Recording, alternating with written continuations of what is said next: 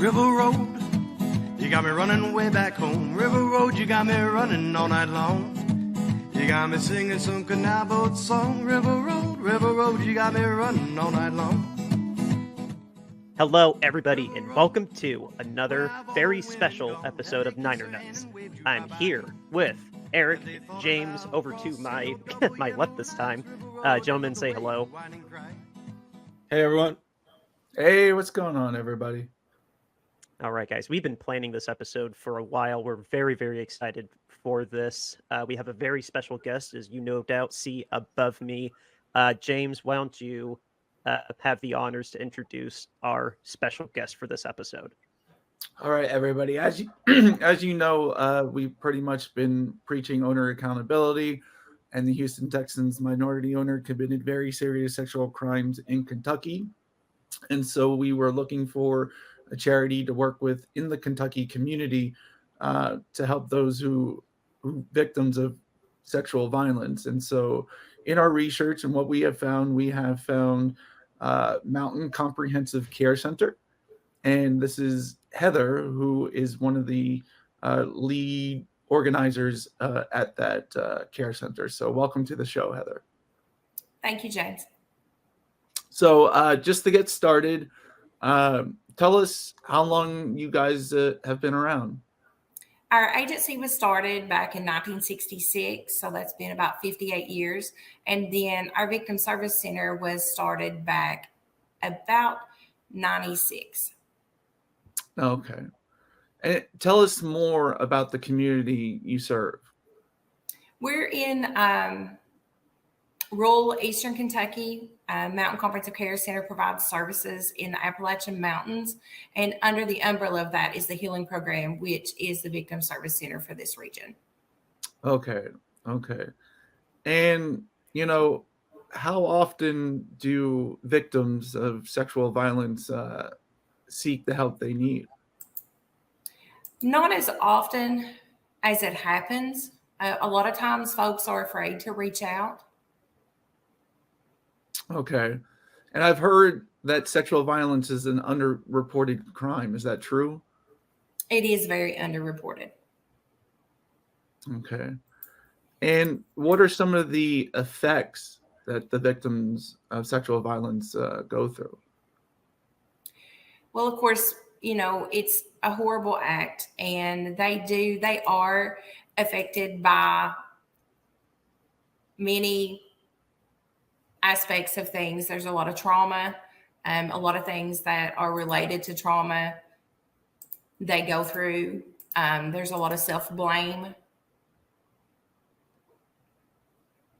Okay, very good. And what is the likelihood of someone being a victim of sexual violence? Over 50% of women will experience sexual violence in their lifetime. And studies show us also that 1 in 3 men have experienced sexual violence, but they do not report. Oh, wow. So that's a big section of the American population. 50% of women. That is quite the staggering number. Yeah. How big is, James, if you don't mind me asking a question, Heather, how big? I'm not at all familiar with Kentucky geography at all. So how big of an area is the community that you service? Actually, our agency is all over Kentucky, but we're all over Kentucky, and we are located we grow every day. So it's 60 plus counties that we are in, from east to west, north to south. We are located in several locations. We usually try to fill in the gaps of where services are needed. But we actually have the only rape crisis center in the state of Kentucky. Oh, okay.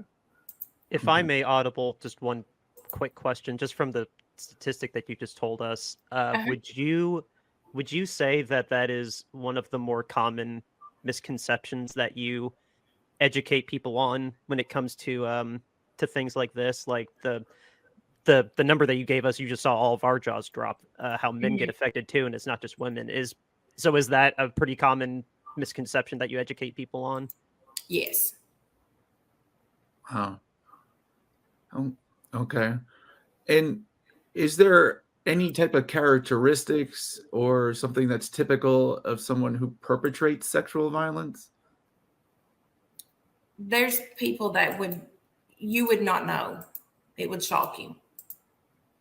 They're pretty charismatic, they have great charisma. And most of the time the victims know it's a family friend, or that it's someone that they know. And do you have statistics on how often it is that it's someone they know? I did not get the statistics for that. I'm sorry. I just didn't realize that. Okay. I know you asked me about if men could be victims of sexual violence, and it does go unreported, but yes, they are. But due to the stigma that's placed on male victims, men sometimes feel unable to cope with or perceive, the loss of manhood.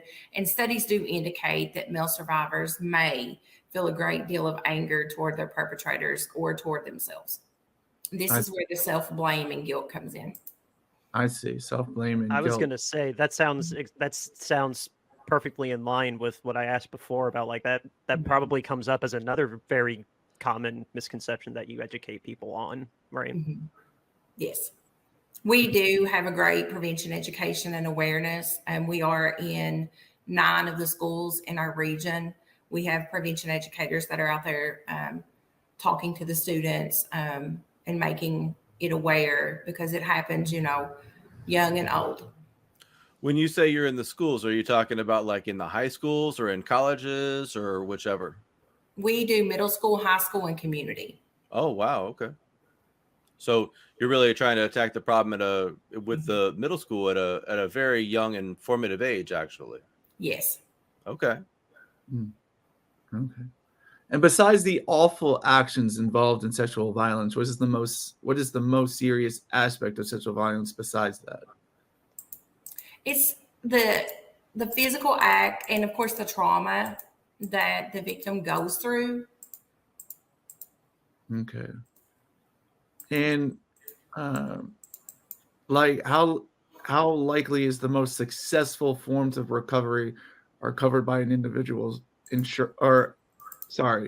what types of interventions are used to help victims to recover from sexual violence, which are the most successful? Are you talking about like what types of therapy that we do? Is that what you're therapy, things to help them recover? Healing interventions at our shelter? Okay.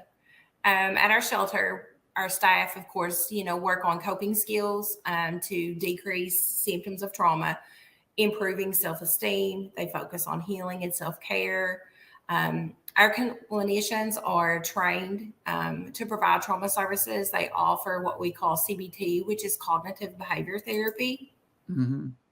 And that is a short-term form of behavioral treatment. It helps people problem solve, also reveals relationships between beliefs, thoughts, and feelings, because they're going to go through all these different types of emotion. We also offer dialectical behavioral therapy. And we do have some that are certified in EMDR, which is the eye movement desensitization and reprocessing. Mm-hmm. So we offer an array of services for trauma. Awesome. That's really cool, because I've heard of CBT and the evidence-based therapy has been really successful in dealing with a lot of people as well. So, but what is the likelihood of a victim maybe becoming a substance abuser as a result of sexual violence?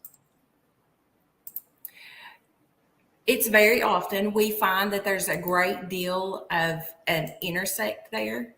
And we are working on the dual diagnosing and treating all the symptoms, but we go at it at a more trauma-informed approach. Mm-hmm. Well, go ahead, Eric. Heather, are there any state programs that you work in conjunction with as well to try to help in this particular area, or is this something that your organization alone is sort of combating in the community? No, our program is also listed on the we are in under the Rape Crisis Center Association, which is the Kentucky Sexual Assault Coalition. We also, short for KSAP, we are listed as one of the 13 rape crisis centers in Kentucky. Okay. All right. Okay. And besides PTSD from the events or events of sexual violence, what are other types of mental illnesses are common in victims of sexual violence? Now repeat that again. So, but besides PTSD from the events or events of sexual violence, what are other types of mental illnesses that are common in victims of sexual violence? You have acute stress disorder, and depression, anxiety. There's all sorts of things that can come about after trauma. Okay. And what is the likelihood that a victim can live as quotation mark normal of a life after the event? Survivors can recover from the trauma of sexual assault and live productive lives.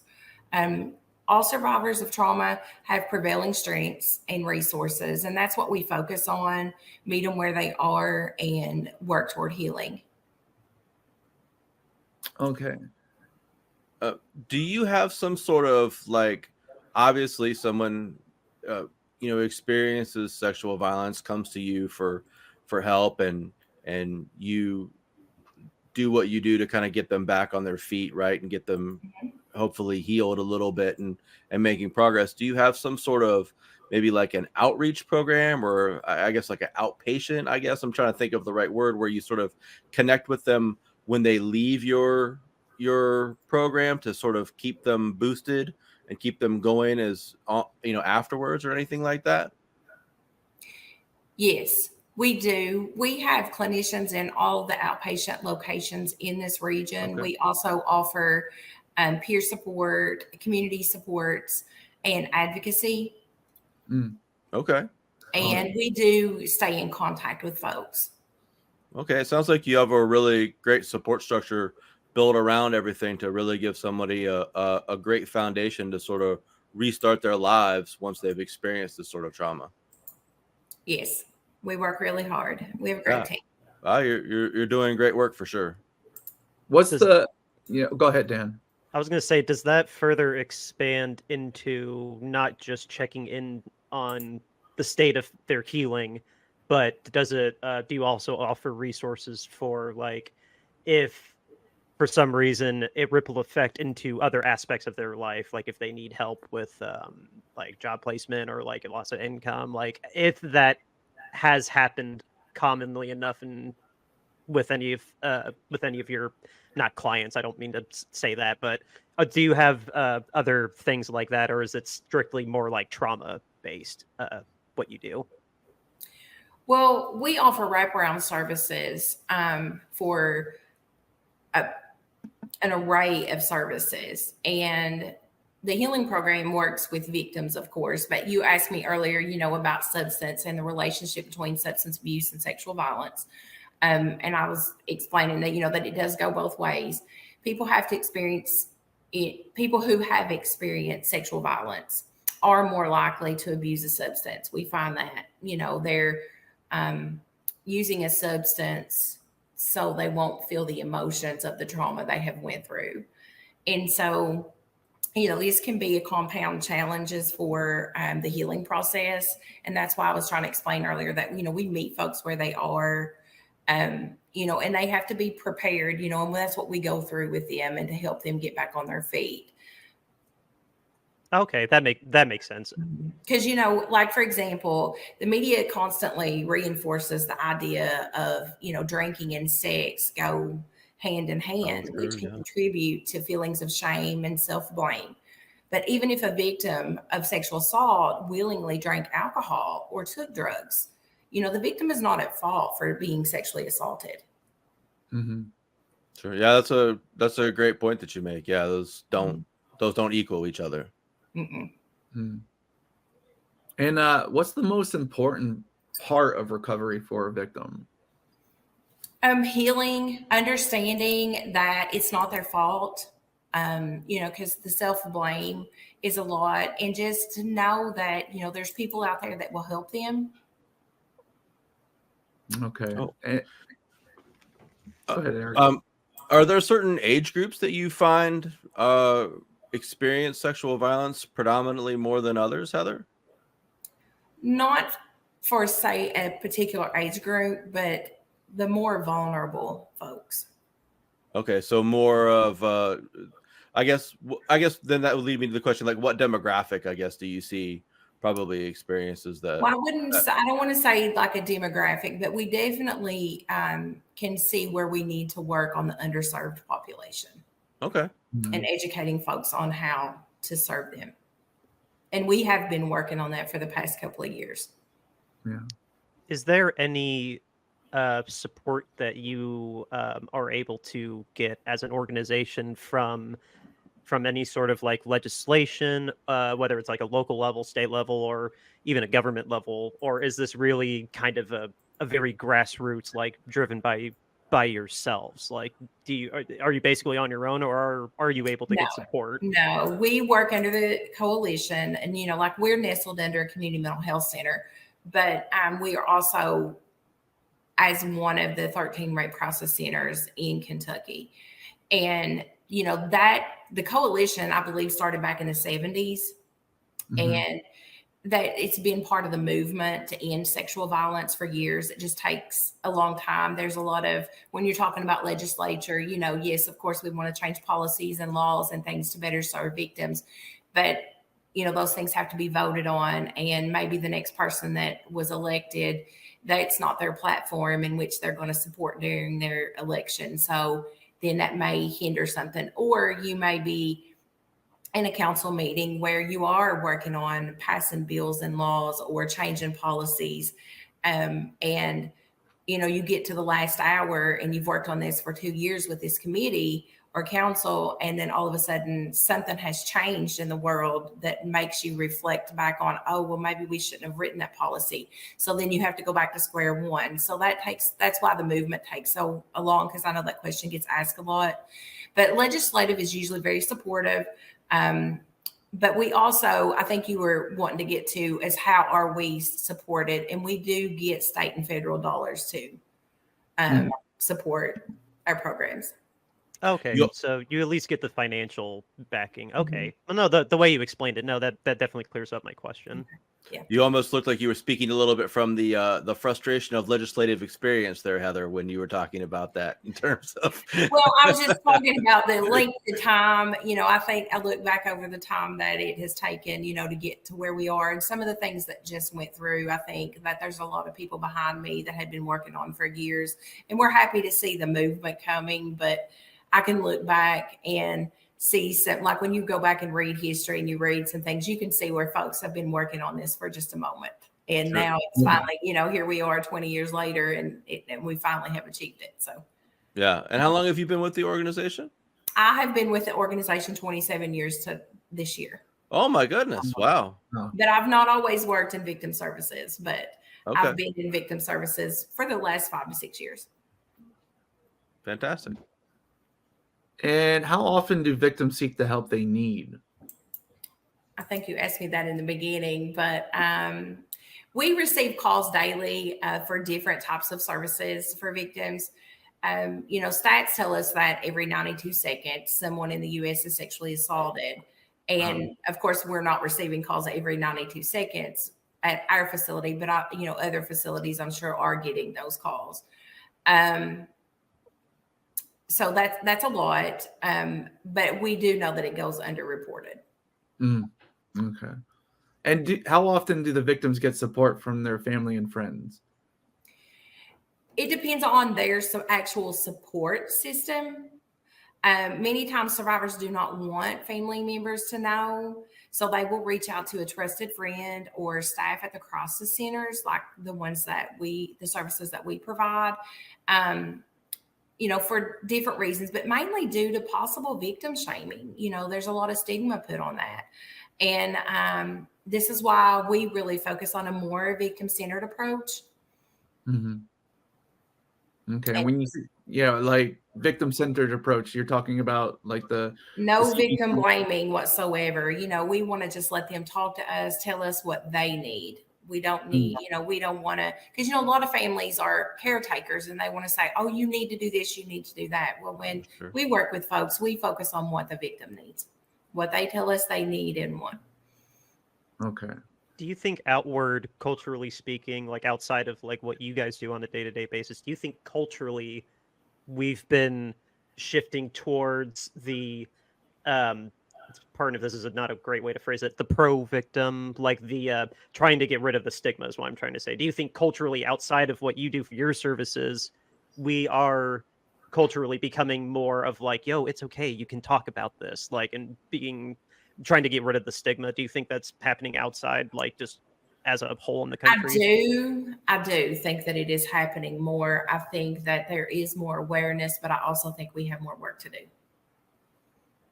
Yeah, I can definitely feel like there's a lot out there that's not being done, but that's why we wanted to shine the light on your organization, because you're doing this, you're providing this to the community, and this is a very important topic, and people need to know these things about not just your organization, but like the these stats you told us, like 50% of women, 1 in 3 men.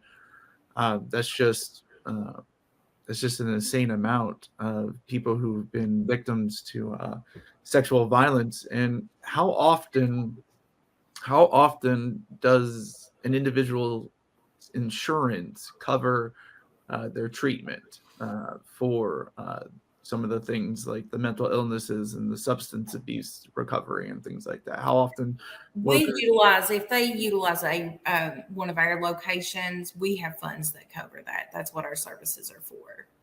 Okay. So generally, like not just you, but are there others that work under your umbrella or with the coalition that are like that, or are there like just some treatments involved in other centers that don't normally get covered? Well, sexual assault services through rape crisis centers is a free service to victims. Okay. Yeah. Okay. But some folks may not want to. They may want private care, and then they can seek counseling with a private provider. And that does change things because we don't monitor private setting. We only work under our service. Okay. That we provide. Not a question, but that's just wonderful to hear that you can provide an avenue that doesn't get the headache of dealing with insurance involved. So that's a great relief to know that something so serious you don't have to worry about that insurance being a burden on top of already experiencing your trauma. So that's just wonderful to hear. Yeah.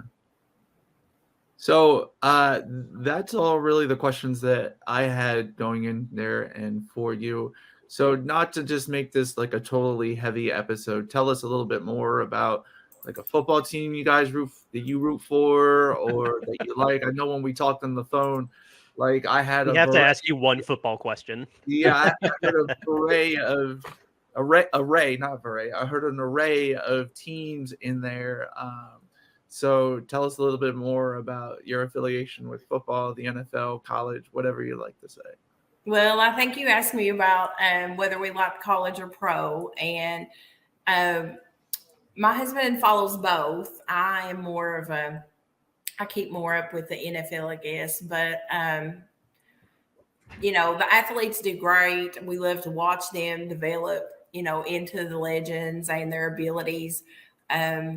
And of course, as to pick out a single player, you couldn't do that because, we always, I think James and I talked about this. We always, depends on what year it is and who's doing good. And, all athletes is the way I go, but he's got some favorites that he's likes over the years, but he really likes to watch them grow. And then when they come brought into broadcasting, then when he sees them, he remembers what they were like when he watched them on the field. So it's really great. But yeah, we like Sunday football. Of course, there's not just Sunday night football. You got Sunday night, Monday night, all those other nights too. Thursday, next year, Friday, Friday in Brazil, So yeah, the NFL has quite the market on trying to cover every single day with football. And So I remember I thought when we were scheduling this, and I reached back out and I said, well, sexual assault awareness is next month.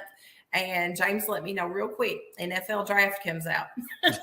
Yeah, I mean that's just we had it planned already before you said that, and so that's why it ended up being that way. I had already booked somebody because I was planning on the March for you. But yeah, it's the awareness month is next month, and so we'll make sure that we make a note about that to donate to your center and do that as well. So, but no particular player, no particular team. No, I can't show favorites. I like too many. So I do. I mean, of course, I have a personal favorite team that I like, but I like, we watch them all and root them all, root for all of them. So I won't show any favorites online tonight. Keeping that player close to your heart. I appreciate that. Yeah. Keeping my favorites close to my heart. That's how. Heather, what's something that someone like myself, who, I'm just a person, right? What's something like myself can do to show support to somebody who's been a victim of sexual violence? How can I help them?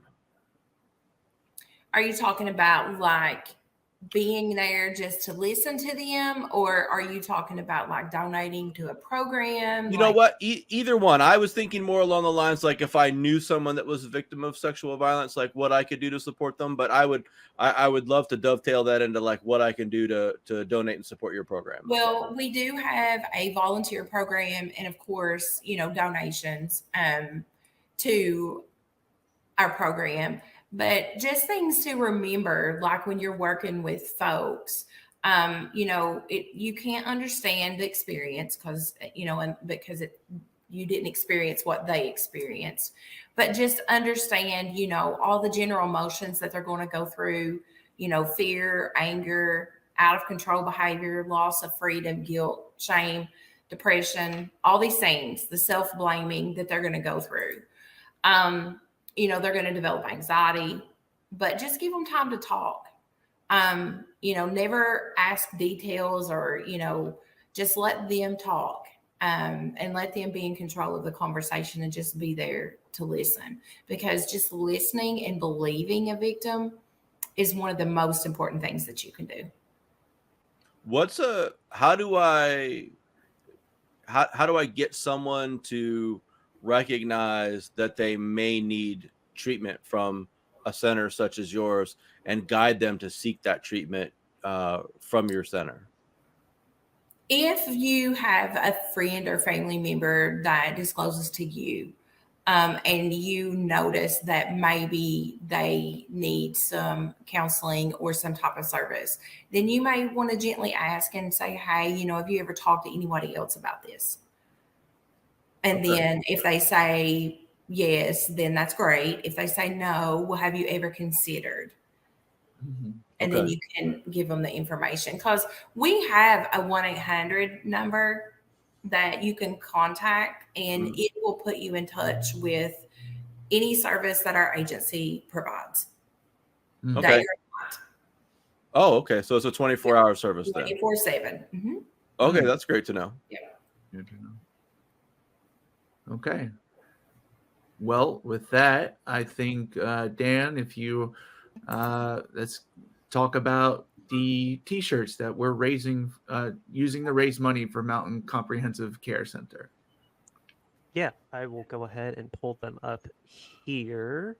So, guys, okay, sorry. So, as you guys heard, this Mountain Care Comprehensive Center and what they do for the community. If you would like to get on board and help them serve the community by donating, you can buy one of our T-shirts due to this. And, we've started the owner standards, our less than player standards, #owner accountability, due to the fact that the Houston Texans minority owner was charged with very serious sexual crimes. And it was known about by the NFL for 3 months. Yet when a player does it, I mean, it's awful no matter who does it, but when a player is involved with any type of investigation or whatever it may be, we know pretty much right away as soon as that investigation is being started.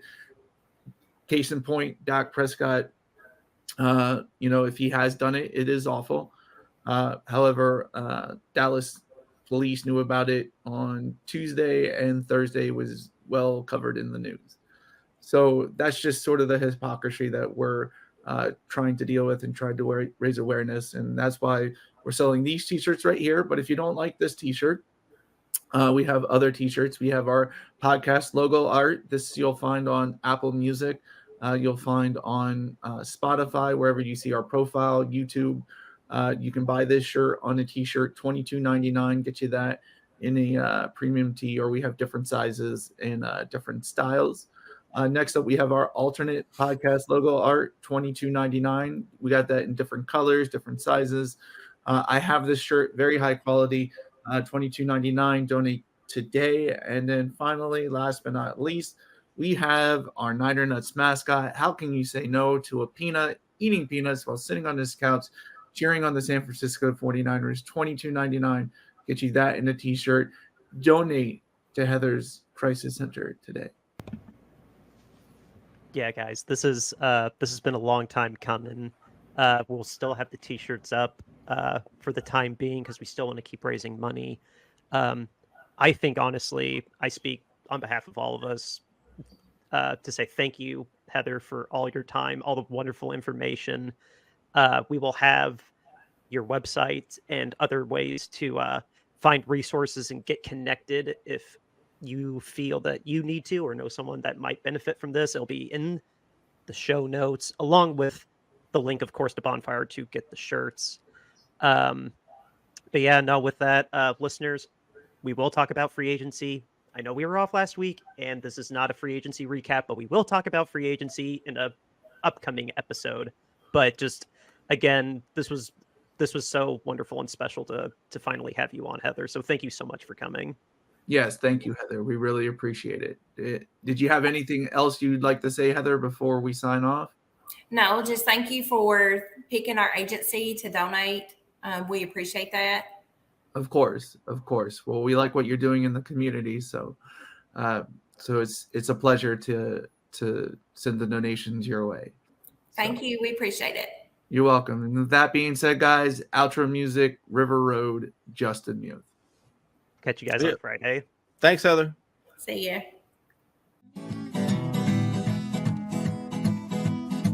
River Road, you got me running way back home. River Road, you got me running all night long. You got me singing some canal boat song. River Road, you got me running all night long. River Road, where have all the women gone? Have they kissed her hand and waved you bye-bye? Have they thought about crossing your double yellow lines? River Road, they love the way you whine.